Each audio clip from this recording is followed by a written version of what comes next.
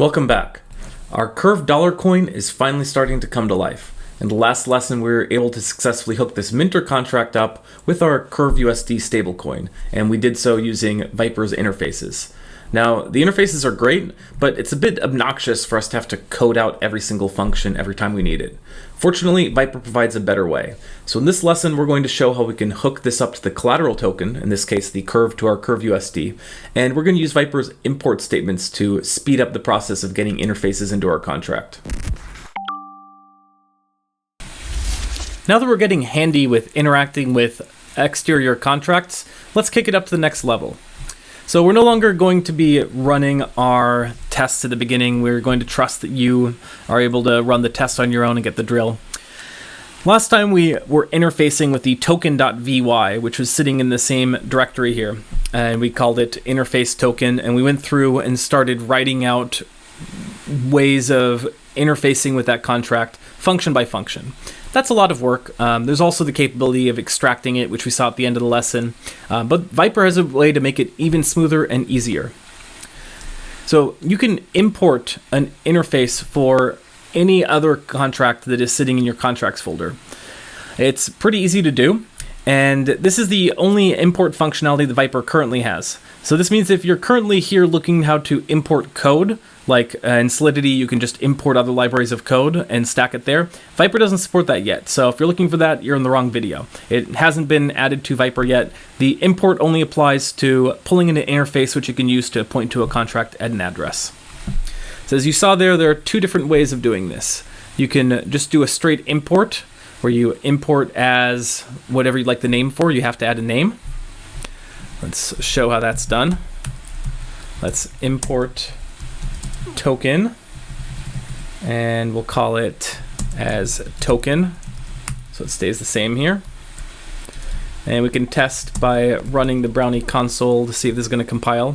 One quick note, let's get the versions to match up, otherwise it might run into some trouble. So we're currently on 3.7 as of the time we're recording this video. Might be even higher, so I'm adding these carets up. You can futz with the versions as needed.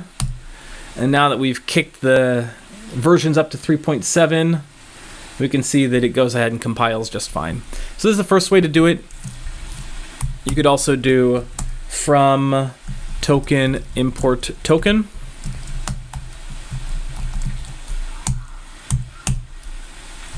And we're going to see over there that's going to compile just fine as well.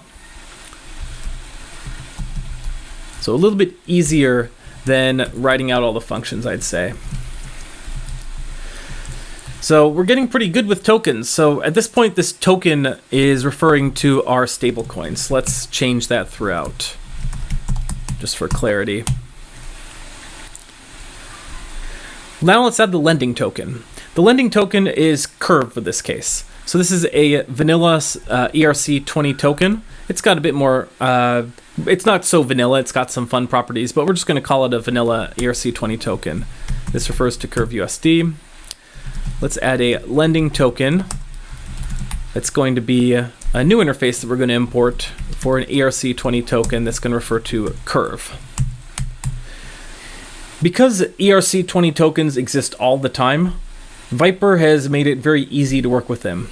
They have a few built-in interfaces such as ERC20 fungible tokens, ERC721 NFTs, which you can just import directly even if you don't have the interface sitting in your directory.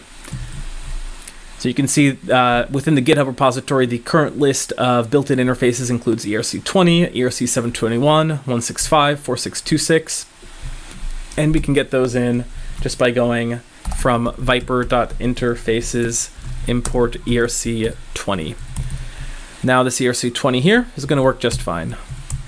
We're also going to pass this into the initialization function. The big reason for this is that we're doing some tests, and we're trying to write the tests out in a way that can be compatible whether you're running this on a local host, in which case we deploy a dummy token to stand in as curve, or if you were trying to run this on a mainnet fork, then you can actually point to the live curve address and test this against, for example, real price data.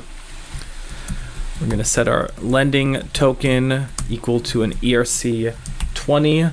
That is the past lending token address. Other than that, nothing else we need to do with our initialization function. And now that we have our lending token, let's add a little bit of the logic into the mint function. So the mint function is still not going to be ready for prime time, but it's going to be a little bit closer. So the first thing we'd like to do is we'd like to run a couple of assert statements. Let's make sure that this lending token actually has sufficient allowance. So we're going to check that the message sender, the person trying to mint, has actually pinged this contract and granted it more than the quantity it's trying to mint. Otherwise, we'll complain that it lacks approval. And let's kick that back on the same line. Let's also assert that the lending token balance of the message sender is greater than the quantity we're trying to mint. Otherwise, it lacks balance. And fat fingered that one.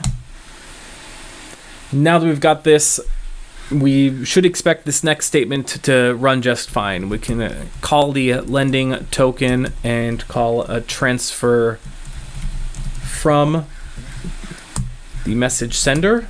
Because we have allowance, we can transfer the quantity to ourselves, and this is not going to revert. And after that, presuming we get this far, we go ahead and mint the stablecoin. So you're going to notice a few things, and let's pop over here to run the tests. 45 items. You'll notice we never had to define allowance, balance of, transfer from. These all exist within the ERC20 spec. So this is included when we imported from vyper.interfaces the ERC20 token. Other than that, everything runs fine. Our tests are now passing. Our contract is taking a step closer. You'll notice that there's still a ways to go. We are just minting 1 for 1, so it's more of a wrapped curve at the moment. We'd like this to be a stablecoin, so we're going to, in the next few lessons, go through some of the logic and math behind actually getting this to be tied to $1. So hope you enjoyed this. Drop your questions in the comments, and we will see you soon.